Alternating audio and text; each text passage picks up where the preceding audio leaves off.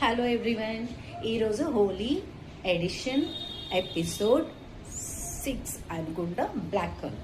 So black కలర్లో most common పిల్లలు mostly చూసేది ఏంటంటే మొత్తం ఈ పళ్ళన్నీ బ్లాక్ అవ్వడం. చిన్న పిల్లలకి ఎస్పెషల్లీ దీన్ని ఎర్లీ చైల్డ్హుడ్ కేరీస్ అంటారు. ఇది మోస్ట్లీ ఎందుకు వస్తుందంటే పిల్లలు పాలు తాగుకుంటూ పడుకోవడం వల్ల.